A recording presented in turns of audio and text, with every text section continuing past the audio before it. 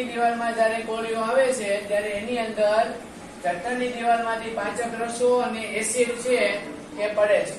Acid શું કરે? Acid નું નામ છે મંદ હાઇડ્રોક્લોરિક એસિડ. કયું એસિડ છે?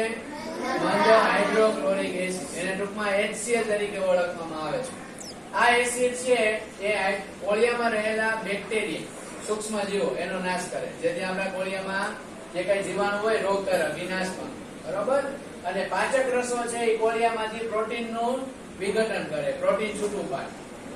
એટલે સરળ ઘટકમાં પ્રોટીન છૂટું પડ્યું. મુક્ત ગુહામાં કોણ છૂટું પડ્યું હતું? કાર્બોન. અહીંયા કોણ છૂટું પડ્યું? પ્રોટીન. હવે આપણો કોળિયો જે છે એ આગળની ક્રિયા માટે જાય છે નાના આંતરડા. બરોબર? નાનું આંતરડું કે આપણા શરીરની અંદર પાચન તંત્રનું સૌથી મોટું અંગ છે, જેની લંબાઈ કેટલી છે? 7.5 મીટર. 7.5 મીટર કેવડી થાય? તો આપણે એક ટેપ પટ્ટી લઈએ અને આને આપણે ખોલીએ. ખોલ્યા પછી ઋષભભાઈ જુઓ તો અમે તમે જાઓ તો દરવાજા સુધી જતા રહ્યો, દરવાજા સુધી સીધા આમ ટકતા રહે ને દરવાજા સુધી જુઓ. તો આટલી લંબાઈ છે 7.5 મીટર. આપણું નાનું આંતરડું છે. શું છે આપણું? વિચારો, આટલું નાનું આંતરડું છે એ આપણા પેટની અંદર કઈ રીતે ગોઠવાયેલું હોય? તો ઋષભભાઈ આવતા રહ્યો.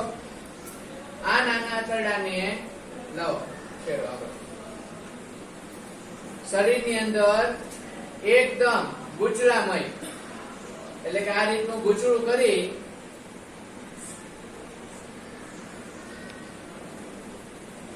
આપણા શરીરની અંદર આ નાનું આંતરડું પેટની જગ્યામાં, નાની ડબ્બો છે પેટનો આપણો, એ નાના ડબ્બાની અંદર ભગવાને ગોઠવેલું છે.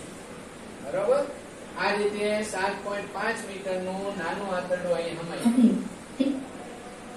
બરોબર? એની દિવાલ પણ રસોનો સ્ત્રાવ કરે છે. યકૃત એ નાના પડતા બદામી રંગની ઉદરમાં જમણી બાજુએ ઉપરના ભાગે આવેલ ગ્રંથિ છે. આપણું નાનું આંતરડું ગુજરામય ગોઠવું છે. શું કામ આવું કર્યું ગુજરામય? કારણ કે હવે જે છે ને ખોરાકની અંદરથી મુખ્ય ઘટકોને છૂટા પાડવાના છે. પ્રોટીનનું સરળ ઘટકમાં રૂપાંતર થયું, પછી પ્રોટીનને કોળિયામાં ભર્યું, એમાંથી શોષવું તો ખરું શરીરની અંદર. એટલે જે કોળિયો છે એને ધીમો પાડવો પડે, એ બ્રેક લાગે કોળિયા ઉપર એની ગતિ. કોળિયો હવે ધીમે ધીમે ધીમે ધીમે ધીમે ધીમે ધીમે પસાર કરવાનો છે પાચન તંત્રની અંદર. કારણ કે જેમ તમને ખબર, તમે શેરડીનો રસ પીવા જાવ છો, ત્યાં શેરડીના રસ પીનાર વ્યક્તિ હોય જે શેરડીનો રસ કાઢતો હોય મશીનમાં, એક જ વાર શેરડીનો હાંઠો નાખીને રસ કાઢી દે છે. શું કરે છે? પેલા એકવાર હાંઠો નાખ્યો, પછી હાંઠાને વાળે પાછો બીજી વાર નાખ્યો મશીનમાં, રસ કાઢ્યો, પાછું એની હાંઠાને ત્રીજી વાર વાળે, પછી પાછો નાખ્યો મશીનની અંદર, પાછો વાળે, પાછો નાખ્યો. આમ લગભગ 7 થી 8 વખત એ જ્યાં સુધી એ સાંઠામાંથી પૂરેપૂરો રસ નીકળી ન જાય ત્યાં સુધી એને એ મશીનમાં નાખ્યા. શું કામ? કારણ કે એને વ્યવસાય કરવો છે. જો એક ખાંટો પીલી અને કાઢી નાખે તો 1 ગ્લાસ ભરાય એટલો રસ નીકળે નહીં.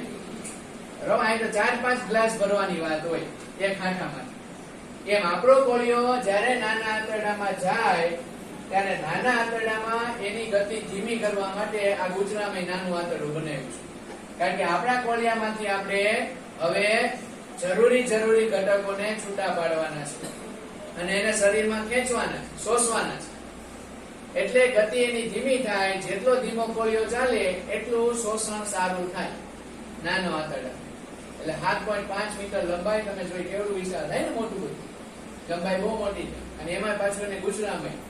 સીધો રસ્તો હોય તો આપણે સાયકલ સડસડા જવા દઈએ, પણ ભૂલ વાંકો ચૂકો રસ્તો હોય તો આપણી ગાડી ધીમી ચાલે. કારણ કે ગમે ત્યાં વળાંક આવતો હોય, ગમે ત્યાં ખાડો આવતો હોય, આપણને ખબર હોતી. ગુજરામય રાખ્યું એટલે ધીમે ધીમે કોળિયો પસાર થતો જાય અને એમાંથી આંતરડાની જે દિવાલો છે, નાના આંતરડાની દિવાલો, એ કઈ રીતે શોષણ કરે છે એ આપણે હવે વિડીયો દ્વારા જોવાનું થાય છે. ચલો તો હવે એટલે આગળ જોઈએ. જાઓ.